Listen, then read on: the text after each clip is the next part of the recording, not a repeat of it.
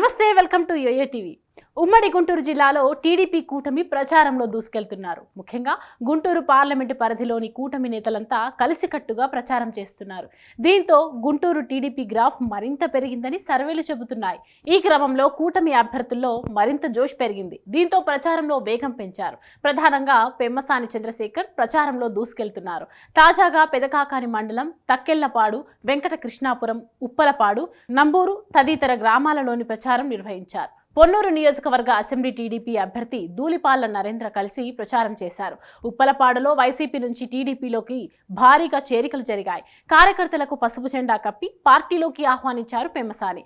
ఈ సందర్భంగా పెమ్మసాని మాట్లాడుతూ అవినీతి అధికారులు నాయకులు చేసిన కక్కుర్తి వలన గుంటూరు కార్పొరేషన్ పరిధిలో నీటి సమస్య తలెత్తిందన్నారు. పాదయాత్రతో సీఎం జగన్ అన్ని గ్రామాలు తిరిగి హామీలు ఇచ్చారు, కానీ 5 ఏళ్లలో ఆ హామీలను నెరవేర్చలేదన్నారు.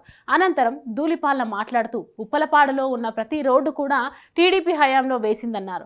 జగన్ 5 ఏళ్లలో ఒక్క రోడ్డు కూడా వేయలేకపోయారని అన్నారు. 4 ఏళ్ల 10 నెలలుగా చేయని నీటి సరఫరా కార్యక్రమాన్ని ఎన్నికల ముందు హడావుడిగా ప్రారంభోత్సవం చేశారని ఎద్దేవా చేశారు. తాము ఎక్కడికి వెళ్లినా జనాలు తమ కోసం తరలి వస్తున్నారని సంతోషం వ్యక్తం చేశారు పెమ్మసాని. అంతేకాకుండా ప్రజలు తమపై చూపిస్తున్న అభిమానాన్ని అభివృద్ధి రూపంలో తిరిగి ఇస్తానని చెప్పుకొచ్చారు.